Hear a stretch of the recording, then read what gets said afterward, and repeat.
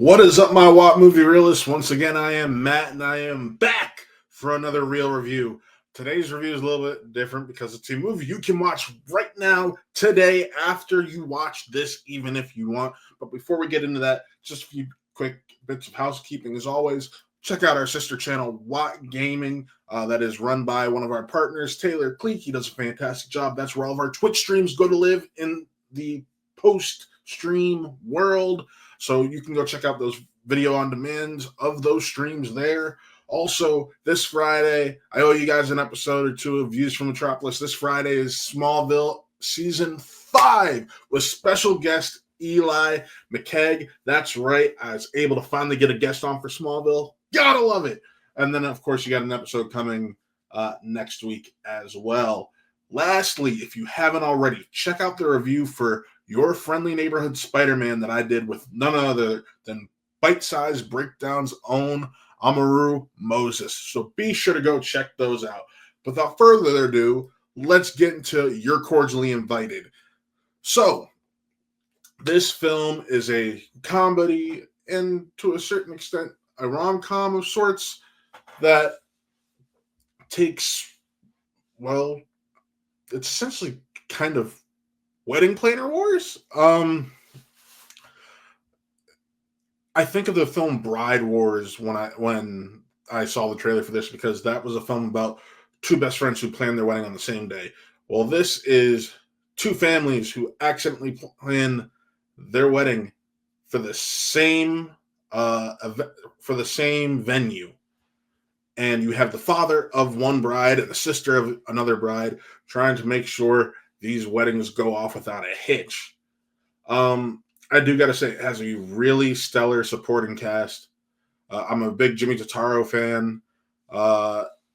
And just, especially on the Reese Witherspoon side of things, her family members are just so funny.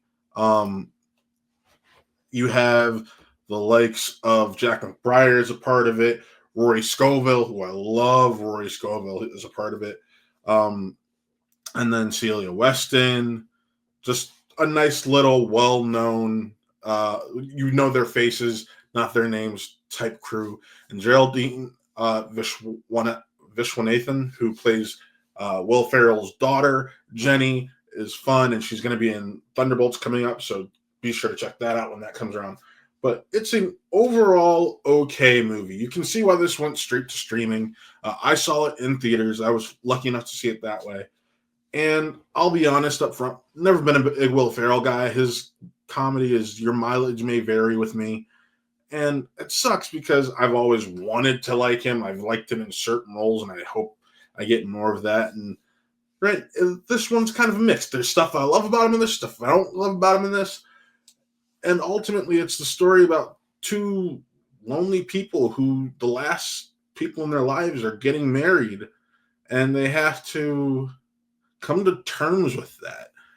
And in the process, they have to essentially fight each other along the way and butt heads to make these realizations. Reese Witherspoon is funny, fun. We all know she's had comedic charm since Legally Blonde days. Will Ferrell is Will Ferrell. Like I said, your mileage may vary personally for me, but he's a comedian a lot of people love. And it's just an overall solid film. The pacing is good. The story itself is kind of a mess, but the comedy really makes up for it. It's, like I said up top, it's a rom-com, kind of, because that part feels a bit messy and thrown in, but it's more so a comedy and a family comedy at that. It is rated R, so parents, be sure to not watch this with the kids around unless you're okay with cursing. If you're okay with cursing, that's really all there is to this. There's not really anything too sexual about it besides a couple Chippendale references. And it's an overall just silly, fun, watch from home type film. So if I'm going to give this a rating, I didn't love it. I didn't hate it. Thought it was fine. We're going with 2.5 out of 5. It's not a positive rating, but it's right down the middle. There's nothing special about it. There's nothing too memorable. But if you enjoy these cast members and you enjoy the overall message and story going on with it. You can have a good time with this. It just wasn't particularly right for me. But with that, folks, thank you for tuning in. This was kind of a shorter review. We got a lot going on for you today, going on for you on this channel. Unfortunately, as of right now, the Falcon and the Winter Soldier reactions are canceled due to technical difficulties, and I'm trying to work out. If I can work them out by next week, then I will probably take the time to re-record the first episode, and then record episode 2, 3, 4, and do episodes 1 and 2 on Tuesday, episodes 3 and 4 on Thursday.